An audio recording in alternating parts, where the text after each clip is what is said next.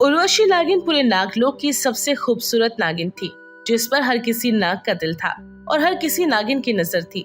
वो इतनी सुंदर क्यों है, इसी तरह से कुछ लोग उससे जलते थे तो कुछ लोग उसके लिए मर मिटते थे। उर्वशी कभी भी अपनी खूबसूरती पर घमंड नहीं करती थी। वो हमेशा ही सबसे प्यार से बात करती और यही चीज लोगों को पसंद नहीं थी। ऐसे ही एक दिन उर्वशी जब वन में अकेले टहल रही थी, तभी उसकी सखी तेजल नागिन आती है। उर्वशी नागिन, आज नागलोक के वन में अकेले ही टहल रही हैं। क्या बात है, कोई नाग आज आपके पास नहीं आया क्या? या फिर नाग को आपकी खूबसूरती पर अब वो नाज नहीं रहा? क्योंकि आपको तो पता है, पूरे नागलोक के हिसाब से मनमोहिनी नागिन है आप पर हर किसी का दिल तो आ ही जाता है। आपके आगे किसी की चलती नहीं। भोलेनाथ ने अगर मुझे खूबसूरती दी है तो इसका मतलब ये तो नहीं है कि मैं अपनी खूबसूरती पर गुमान करूं। हर नाग मेरे पीछे पागल है, हर नागिन मुझसे जलती है।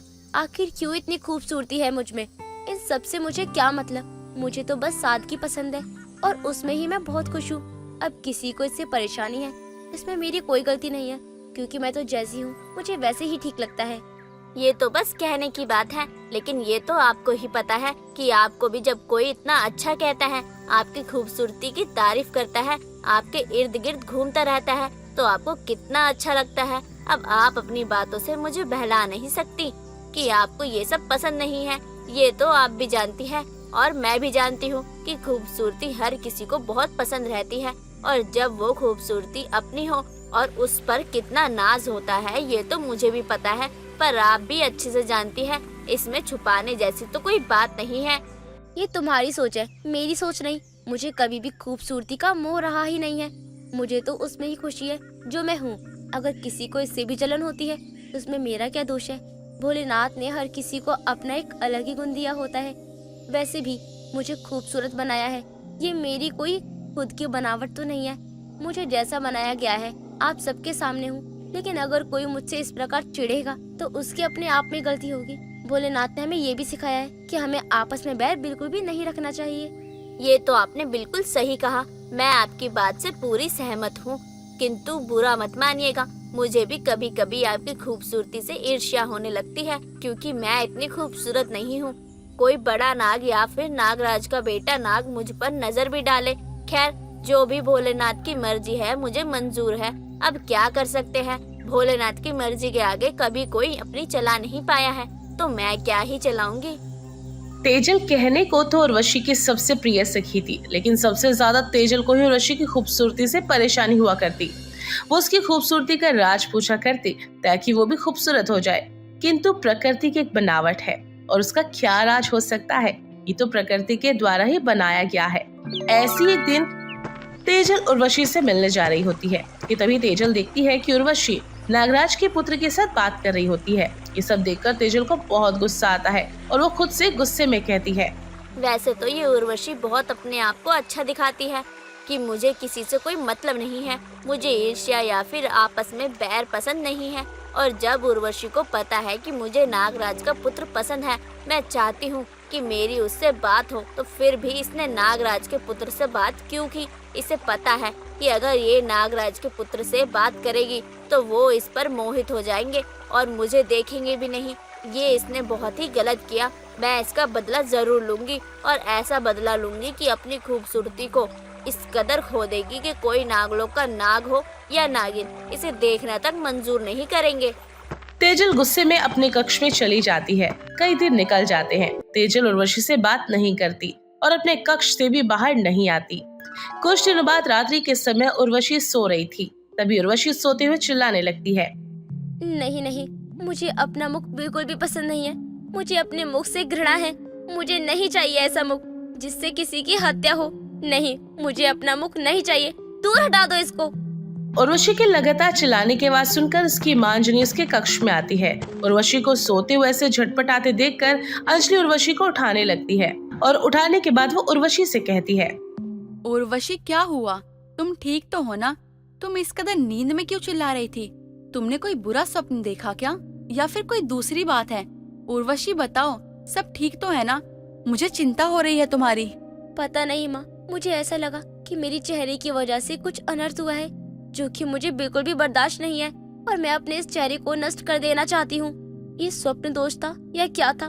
मुझे तो कुछ भी समझ नहीं आ रहा, किंतु मैं बिल्कुल ठीक हूँ। ऐसे स्वप्न दोष आना बिल्कुल भी ठीक नहीं होता है। माना जाता है ऐसे स्वप्न दोष से किसी चीज का संकेत करते हैं। यदि तुम्हें ऐसे स्वप्न दोष आए हैं तो जरूर इसका कोई संकेत है। कोई बात नहीं, अभी तुम आराम से सो जाओ। अगर फिर कभी तुम्हें ये स्वप्न आए तो हम फिर गुरुजी के पास चलेंगे। आखिर तुम्हें ये स्वप्न क्यों आ रहे हैं, इसके पीछे का राज क्या है? अंजनी उस वक्त उर्वशी से ज्यादा कुछ नहीं कहती और उसे वहां पर सुलाकर चली जाती है। लेकिन नागिन के सपने दोष का राज कुछ अलग ही होता है। इसी वजह से अंजनी बहुत ज्यादा डर रही थी। फिर अगली रात आती है और वही सपना उर्वशी को वापस से आता है। कई रातें ऐसे ही निकल जाती हैं और रोज उर्वशी के साथ ऐसा ही होता। हर रात उसे वही सपन दोष आते। एक रात उन्हीं सपनों के कारण वो अपने चेहरे पर अपने नाखूनों से वार करने लगती है और उसके चेहरे पर निशान आ जाते हैं। कुछ देर बाद जब उर्वशी की आंख खुलती है तो अपना चेहरा देखती है और जोर से चिल्लाती है। उर्वशी की आवाज सुनकर उसकी मां अंजनी वापस आती है और उसका चेहरा देखकर कहती है, ये क्या, तुम्हारे चेहरे पे इतना ज्यादा निशान, ये सब कैसे हुआ? मुझे नहीं पता, मैं तो बस सो रही थी और जब सो के उठी और मैंने देखा कि मेरे चेहरे पर इतनी ज्यादा निशान थी। ये सब मैंने किया है या नहीं किया, मुझे बिल्कुल भी नहीं पता। ऊपर से आज फिर मुझे वही स्वप्न आया।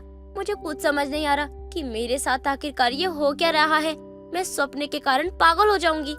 बेटा ये बताओ कि तुमने स्वप्न में देखा क्या था? जब तक तुम बताओगी नहीं हमें पता कैसे चलेगा। तुम हमें बताओ कि तुमने क्या देखा है।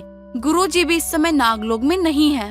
माँ, मुझे ऐसा लगता है कि मैं स्वप्न दोष में अपनी सखी तेजल के साथ बहुत बुरा कर रही हूँ और ये सपना मुझे इस कदर ठेस पहुँचा रहा है कि मुझे अपने मुख से नफरत होती जा रही है।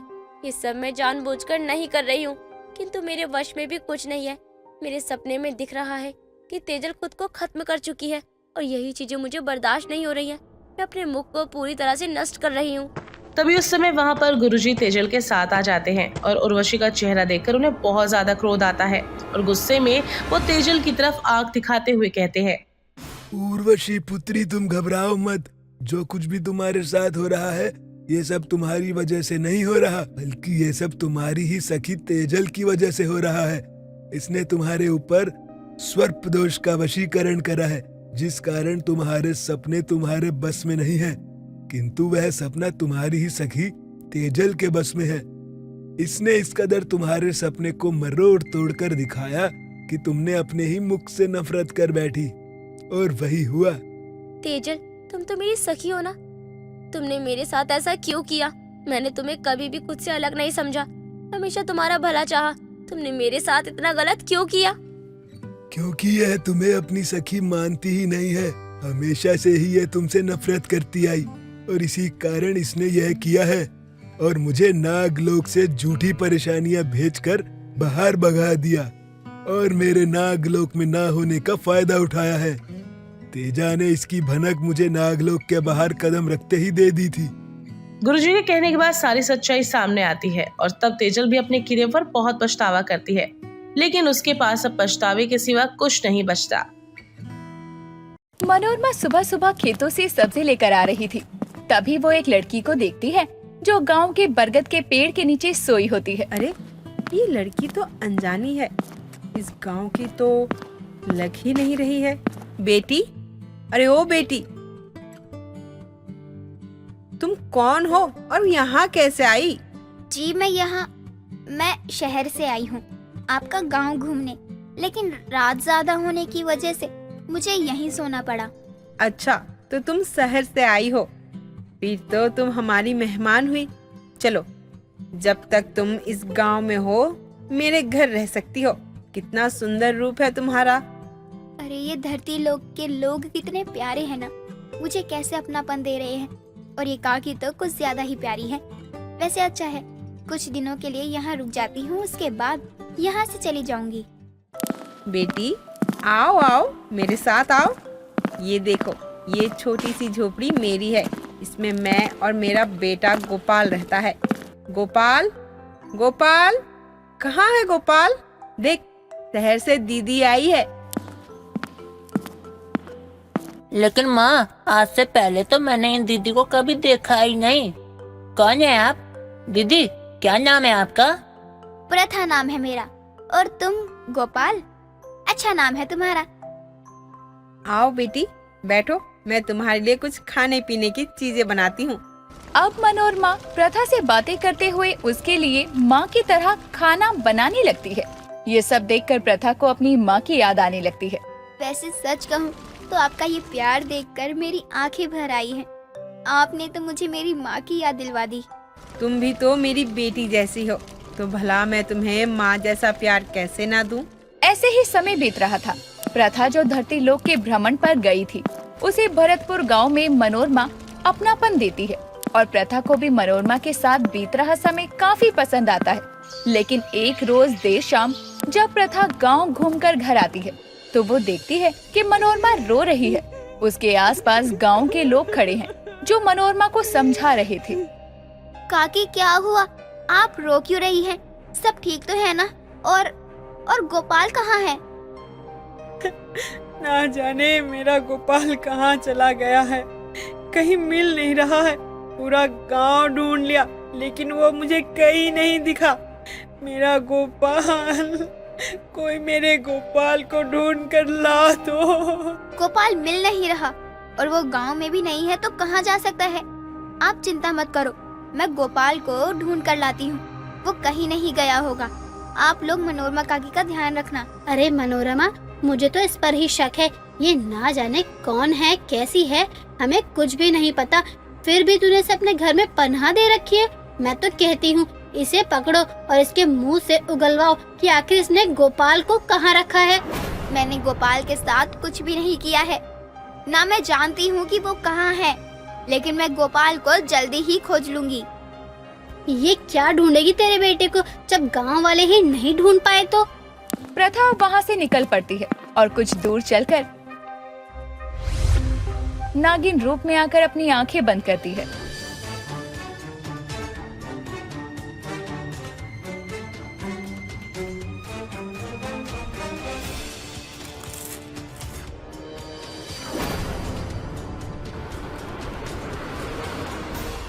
इसका मतलब गोपाल को वो औरत और वो आदमी कहीं ले गए हैं, वो भी बेहोशी की हालत में। लेकिन अब वो कहाँ हो सकती है, ये कैसे पता लगाऊं? एक मिनट, जिस जगह गोपाल उस औरत के साथ था वो बरगद का पेड़ था और बरगद का पेड़ शहर की तरफ जाता है। अब प्रथा अपने नागिन रूप से इंसानी रूप में आकर शहर की तरफ चल पड़ती है और वो गोपाल को ढूंढने लगती है और कई लोगों से भी पूछती है कि उन्होंने एक बेहोश बच्चे को किसी को ले जाते देखा है, लेकिन कोई भी हाँ नहीं करता। लेकिन तभी प्रथा एक बूढ़े आदमी से जो गोपाल के बारे में पूछती है, उन्होंने एक बेहोश बच्चे को देखा है, तो वो बोलता है कि उसे सुबह हॉस्पिटल में एक आदमी और औरत लेकर आए थे। हाँ हाँ, वही मेरा गोपाल है। ना जाने वो कैसा होगा, लेकिन वो लोग गोपाल को हॉस्पिटल क्यों ले गए होंगे? कहीं वो लोग... नहीं, मैं गोपाल को कुछ नहीं होने दूंगी। अब प्रथा हॉस्पिटल जाती है और गोपाल को ढूंढने लगती है, लेकिन गोपाल प्रथा को कहीं नहीं मिलता। और तो और हॉस्पिटल में ऐसे भी कई कमरे थे जहां प्रथा को जाने नहीं दिया जाता। वो इंसानी रूप में खुद को बहुत बेबस महसूस करती है, लेकिन अब प्रथा को बहुत गुस्सा आता है और वो निराश होकर एक बेंच पर बैठ जाती है। अब मैं क्या करूं? मैं कितनी बेबस हूं जो इस हॉस्पिटल में 5 घंटों से अपने गोपाल को ढूंढ नहीं पा रही हूँ। लगता है मुझे फिर से अपने असली रूप का सहारा लेना ही पड़ेगा।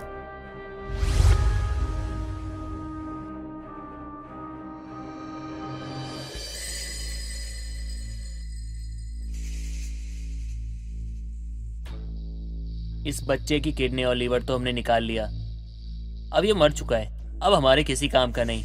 एक काम करो, इसे ले जाओ और इसका दाह संस्कार करवा दो। अनाथ कह के करवाना, ताकि किसी को शक ना जाए हम पर। तुम ठीक कह रहे हो, हमें ऐसा ही करना चाहिए। किसी को भी अगर भनक लगी कि ये पास के गांव का बच्चा है तो हमारे अस्पताल को बहुत खतरा होगा।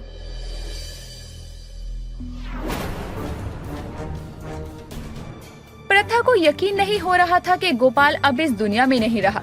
प्रथा गुस्से से अपनी आंखें लाल कर देती है और अपना शरीर गुस्से में जलाकर भूतिया कर लेती है, जिसे देखकर वहाँ झपकियां ले रहा गार्ड भी भाग जाता है। मैं तुम सबको मार डालूंगी, तुमने मेरे गोपाल को मारा है, मैं सबको मार डालूंगी। जिस आदमी और औरत ने यानी कि उस हॉस्पिटल के वार्ड बॉय और नर्स ने गोपाल को हॉस्पिटल में लाकर उसकी जान ली थी, वो दोनों भूतिया नागिन को देखकर बेहोश हो जाते हैं। तभी वो भूतिया नागिन गोपाल को देखकर रोने लगती है और उसके आंसू टपकते ही वो इंसानी रूप में आ जाती है। गोपाल उठो, तुम्हें कुछ नहीं हो सकता। मनोरमा काकी तुम्हारा इंतजार कर रही हैं। गोपाल, गोपाल उठो। अब प्रथा गोपाल को गोद में लेकर घर आती है। रात का समय होता है। प्रथा गोपाल को मनोरमा की गोद में देते हुए कहती है, काकी, गोपाल सो रहा है, इसे अपने गोद में ही सुलाना, ये अब नहीं जागेगा। आ गया मेरा गोपाल। गोपाल, तू सो रहा है? लेकिन ये सफेद कपड़ा क्यों है इसके ऊपर? काकी, गोपाल नहीं रहा, हमारा गोपाल अब नहीं रहा। मनोरमा ये सुनकर फूट फूट कर रोने लगती है। उसे कुछ समझ नहीं आता कि आखिर ये सब क्या हो रहा है। गोपाल के जाने के बाद मनोरमा उदास सी रहने लगती है। प्रथा को भी सभी गांव वाले गोपाल की मौत का जिम्मेदार ठहराते हैं, लेकिन मनोरमा एक बार भी प्रथा पर उंगली तक नहीं उठाती। मनोरमा काकी की आंखों में जो भी आंसू आए हैं, उनका बदला मैं लूंगी जरूर। मैं एक एक को मार डालूंगी, एक एक को मौत के घाट उतार दूंगी।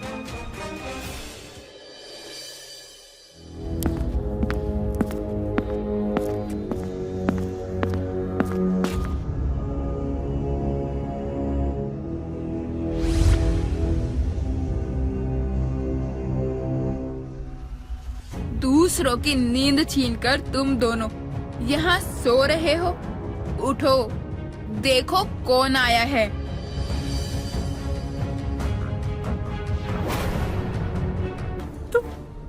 तुम कौन हो? यहाँ क्यों आई हो? देखो, मैंने इस बच्चे को अकेला अनाथ जानकर उठाया था। मुझे इस बच्चे के बारे में कुछ नहीं पता। यहाँ तो इसे एक औरत लेके आई थी, रज्जो नाम था उसका। हाँ हाँ, ये ठीक कह रही है, बिल्कुल ठीक कह रही है। भूतिया नागिन, हमें छोड़ दो। हमने तो बस कुछ पैसों के लिए किया था ये सब। ऐसे कैसे छोड़ दूं? तुमने गलती तो की है और इसकी सजा भी तुम्हें जरूर मिलेगी, और वो सजा होगी तुम्हारी मौत। तो अब मरने के लिए तैयार हो जाओ। नहीं नागिन, मुझे छोड़ दो। छोटे छोटे बच्चे मेरी बूढ़ी माँ है, प्लीज छोड़ दो मुझे, छोड़ दो, मुझ पे रहम करो। कोई रहम, कोई तरस नहीं। मैं सबको मार डालूंगी जिसने भी गोपाल को मारा है। अब तुम लोगों को खुद भगवान भी नहीं बचा पाएंगे। इतना बोलकर वो भूतिया नागिन एक को अपनी पूंछ में जकड़ती है और एक को अपने हाथों से गला दबाकर हवा में उठा देती है, जिससे दोनों ही तड़प तड़प कर मर जाते हैं। और प्रथा उसके बाद अपने इंसानी रूप में आकर हॉस्पिटल से सीधा घर आती है। घर पहुंचकर प्रथा देखती है कि मनोरमा तो झोपड़ी में है ही नहीं। मनोरमा काकी, काकी कहाँ हैं आप? तेरे पीछे हूँ भूतिया नागिन। आप ठीक तो हैं? मुझे नागिन क्यों बोल रही हैं? क्यों? ये तेरी सच्चाई नहीं है क्या? तूने उन्हें इसीलिए मारा क्योंकि उन्होंने गोपाल को मारा था, लेकिन तूने अपनी सच्चाई क्यों छुपा रखी? मुझे माफ कर दीजिए काकी, लेकिन मैं एक नागिन हूँ और मैंने ये रूप इसलिए लिया क्योंकि मैं गोपाल के कातिल को तड़पा तड़पा कर मारना चाहती थी। मुझे तब भी तुझसे कोई शिकायत नहीं थी और अब भी नहीं है, लेकिन मुझे मेरे गोपाल के चले जाने का दुख हमेशा रहेगा। लेकिन अब भी गोपाल का एक कातिल जिंदा घूम रहा है। मैं तेरे पीछे तक अस्पताल आई थी और मैंने सब सुना और देखा, लेकिन अब तू अपने हाथों को और गंदा मत कर इन पापियों के खून से। प्रथा रज्जो को मनोरमा के कहने पर छोड़ देती है, लेकिन वो अब जब धरती लोक आती तो मनोरमा से मिलती और उसके साथ समय बिताती और काफी समय तक साथ भी रहती।